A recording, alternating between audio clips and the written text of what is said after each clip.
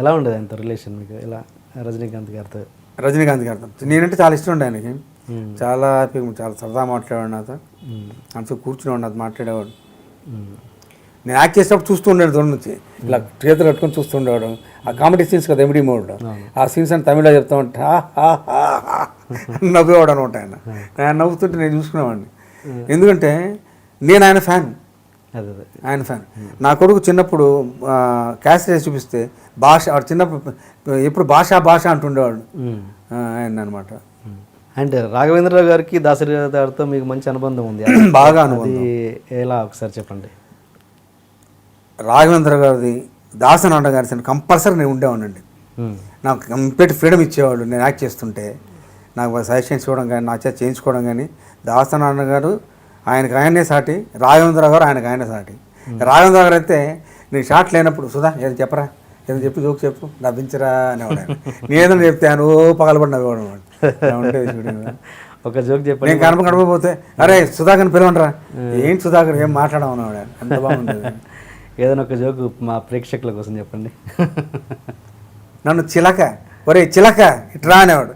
చిలకండి ఎట్టుగారంటే చిలక పడుకులు అని చెప్పినట్టు చేస్తావురా, అందు గురించి నీకు చిలక అనేవాడు ఆయన. కాదు రాఘవేంద్ర గారి దగ్గర చెప్పిన జోక్ ఏదన్నా ఒకటి చెప్పండి అంటున్నా. అదనే కాదు, అదే ఏమంటే ఒకసారి డైరెక్టర్ గారు, మీరు సాంగ్లో మరి అందరికి రకరకాల పండ్లు వేస్తూ ఉంటారు కదా పొట్ట మీద, పుచ్చకాయ వేస్తే ఎలా ఉంటుంది చేస్తారా వాళ్ళంతా పగలబడినా కూడా ఉంటాయని. దాసరి గారు ఆయన ఎంజాయ్ చేసేవాడు. ఇప్పుడు మధ్యలో చేసినప్పుడు అయితే, సుధాకర్ నీ కాస్ట్యూమ్స్ నువ్వే సెలెక్ట్ చేసుకో, నీ డైరెక్ట్ రెండు నువ్వు చేసుకో అని చెప్పాడు ఆయన. దాన్ని నేను చెప్పాను, డబ్బింగ్ చెప్పిన చాలా ఎక్కువ టైం తీసుకుంటాను డైరెక్ట్ గారు, నేను డిఫరెంట్గా చెప్పాలనుకుంటున్నాను డబ్బింగ్ అంటే. మజ్ను షూటింగ్కి డబ్బింగ్ దగ్గరుండి చెప్పి, దగ్గరుండి కాదు, కాన్సన్ట్రేట్ ఎన్ని టేక్లైనా పర్లేదు సుధాకర్, నువ్వు ఏ ట్రెండ్ అనుకున్నావు ఆ ట్రెండ్లో చెప్పనేవాడు. షూటింగ్లో అలాగే ఫ్రీడమ్ ఇచ్చాడు ఆయన, తర్వాత డబ్బింగ్ అప్పుడు అంత ఫ్రీడమ్ ఇచ్చాడు ఆయన. అందుగురించి మజ్ను అంత క్యారెక్టర్ పేరు వచ్చింది, బెస్ట్ విలన్ అవార్డు వస్తుంది అనుకున్నంత పేరు వచ్చింది అండి మజ్నుడు. అలా ముచ్చమద్ ముద్దు పినిశెట్టి ఎవరాజు గారిది, దాంట్లో మంచి పేరు వచ్చింది. విలన్ అనుకుంటే విలన్గా ఐడెంటిఫై చాలా మంచి పేరు వచ్చాయి నాకు. సుధాకర్ ఇంత విలనిజం ఉందా అనుకునేవాడు ఆడియన్స్లో. ఇప్పుడు మీ అన్నయ్య గురించి వస్తే, ఆయన తను పెళ్లి చేసుకోకుండా మీతోటి ఇప్పటివరకు ట్రావెల్ చేస్తున్నారు, ఆయన గురించి చెప్పండి. మా అన్నయ్య గురించి, ఆయన లైఫ్ సాక్రిఫైస్ చేసినట్టు అనుకోవాలండి. ఎందుకంటే నేను ఇన్స్టిట్యూట్లో ఉన్నప్పుడు, నేను ఇన్స్టిట్యూట్లో చదువుకునేటప్పుడు పార్సల్స్ వచ్చాయి నాకు ఏలూరు నుంచి. ఏంటి పార్సిల్ అంటే, చిరంజీవి అన్నది ఇప్పుడు ఏదో పార్సల్ వచ్చింది చూడండి. దాంట్లో షూసు, నాకు వేసుకొని రకరకాల చెప్పులు, డ్రెస్సెస్ అని ఉండే అనమాట దాంట్లో. అంత ఇదిగా చూసాను. ఎందుకంటే నా కోసం ఆయన సాక్రిఫైస్ చేసినట్టే. నేను పుట్టాను, నా కోసం అన్నీ చేశాడు ఆయన. అలాగే ఇప్పుడు నా బిడ్డ పుట్టాడు బెండెక్ మైకే. మరి బెన్నీ స్కూల్కి వెళ్ళే దగ్గర నుంచి ఆయన డ్రెస్ వేసుకున్న తర్వాత ఆయనే చెప్తూ ఉంటాడు. ఇంకా ఆల్ ఇన్ ఆల్, ఇంకా మిస్సెస్ బెన్నీ లేకపోతే నేను లేను, వాళ్ళిద్దరే మెయిన్. ఈరోజు నేను ఇలా ఉన్నానంటే కారణం మిస్సెస్, బెన్నీ, మదర్,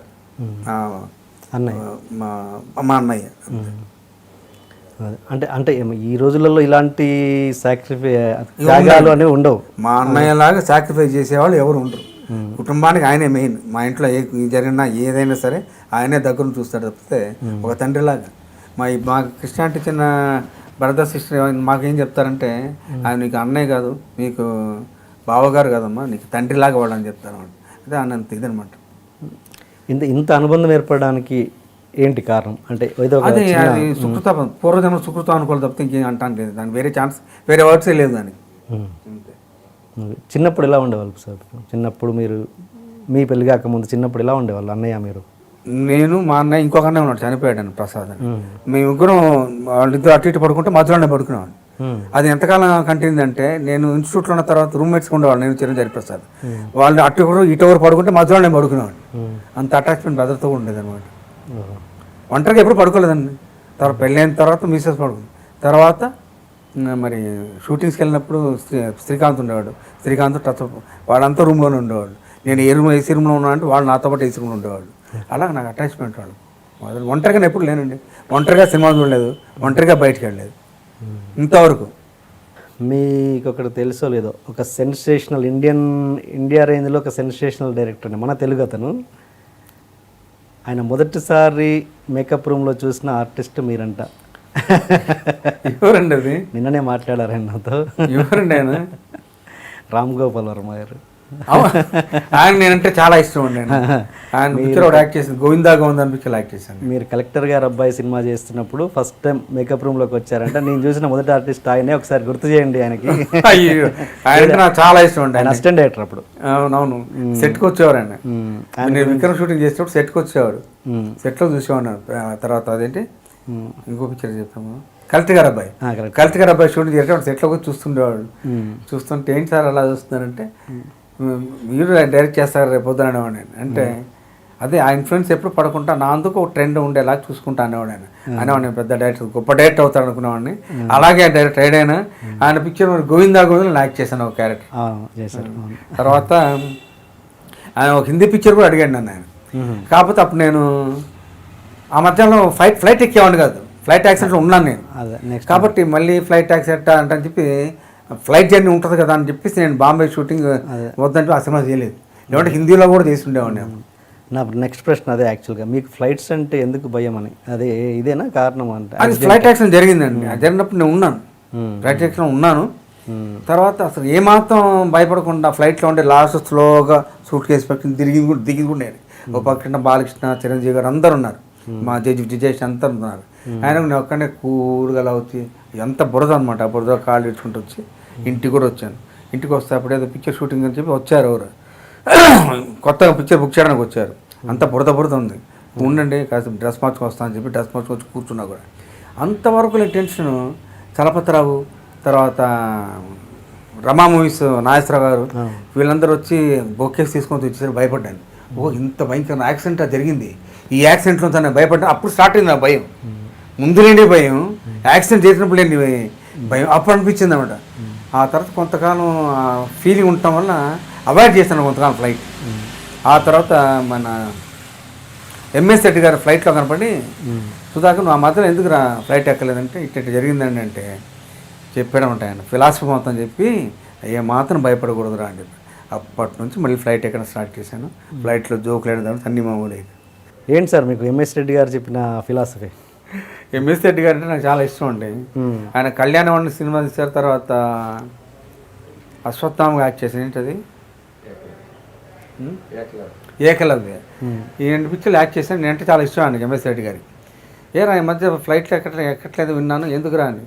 ఇది కొంచెం భయం వేసింది బాబాయ్ అంటాను. బాబాయ్ నాకు మళ్ళీ ఏదైనా యాక్సిడెంట్ అవుద్దామంటే, ఒరే యాక్సిడెంట్ ఏమైనా చచ్చిపోతారనుకుంటే ఎప్పుడైనా చచ్చిపోతా ఏమైనా జరుగుతురా, దాని గురించి నువ్వు 100 ఏళ్ళు బతుకుతాను ఆయన, ఏ ప్రాబ్లం లేదు, నువ్వు చక్కగా యాక్ట్ చేయరా బాబు, నీ కామెడీ అంటే నాకు ఇష్టం అన్నాడు ఆయన.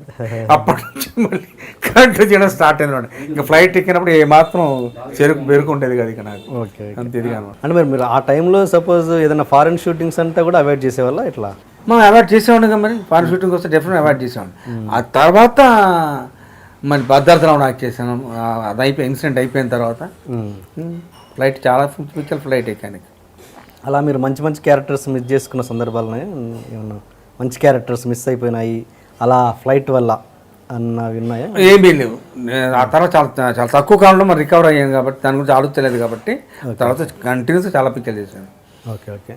బొంబాయి పీడి కానివ్వండి, ఇంకోటి చాలా పిక్చర్లు చేశాను సార్. ఇంకోటి సార్, మీరు తమిళ్లో చేస్తున్న మొదటి సినిమాకు రెండో సినిమా నాకు అంత గుర్తు తెలియదు కానీ రాధిక గారితో చేస్తున్నప్పుడు, భారతీరాజు గారి సినిమా చేస్తున్నప్పుడు ఒక షాట్లో మీరు రాధిక గారు రన్నింగ్ చేసుకుంటూ వస్తారు, మీరు ఆవిడని ఎత్తుకోవాలి, ఎత్తుకుంటే మీ గోళ్ళు గుచ్చుకున్నాయి, రాధిక మిమ్మల్ని కొట్టింది. అవును, నిజమేనా? నిజమే. అది ఎలా జరిగిందంటే ఫస్ట్ పిక్చర్ కళ్యాణ్, అది కిడకే పోవడం ఫస్ట్ పిక్చర్ అండి. 2 రోజులు ఖాళీ కూర్చోబెట్టాను మేటిపాలెంలో. 2 రోజులు ఏంటో ఇప్పుడు నాకు ఎప్పుడు షూటింగ్ అనుకుంటుండేవాడు. 3వ తర్వాత షూటింగ్ స్టార్ట్ అయింది నాది. ఫస్ట్ షాట్ ఏంటంటే రాధికని అలా ఎత్తుకొని గాలిలో తిప్పేసి అలా పైకెత్తానమాట. ఏం పైకి ఎత్తాను నేను అసలు ఎంఆర్ రాధా కూతురు అన్నారు. ఆ టెన్షన్ అందరు గొడవ చేసేవాడు డైరెక్టర్ గారు. వాళ్ళు నాన్న ఎంఆర్ రాధా చాలా ఇదిరా బాబు షూట్ చేశారంట, ఎంజిఆర్ని అట్లా అనేవాడు. నాకు ఆ భయం వేసి ఏం చేస్తాను అనుకోండి, ఇలా అన్నాను, చేతులు లంగాలోకి వెళ్ళిపోయాయి. ఫాట్ అని చెంపది కొట్టింది అనమాట. కళ్ళు తిరిగిపోయి ఇదేంటిరా బాబా అనుకున్నాను. ఆ తర్వాత మళ్ళీ ఇంటిమేసి డెవలప్ అవడం కోసం మా ఇద్దరిని కలిసి సినిమాకి వెళ్ళమని చెప్పేవాడు, కలిసి డిన్నర్ చేయమని చెప్పేవాడు. అట్లా మళ్ళీ ఇంటిమేసి డెవలప్ అయిన తర్వాత ఆ పిక్చర్ కంప్లీట్ చేశారు అన్నమాట. అది 1 year ఆడేసింది అనుకుంటా. తర్వాత ఆ తర్వాత మళ్ళీ రాధిక మంచి ఫ్రెండ్ అయింది, ప్రాబ్లమే లేదు. తర్వాత ఏదో 13 సినిమాలు చేసినట్టున్నారు కాబట్టి. రాధిక చేశాను 13 pictures ఈజీగా ఉంటాయి.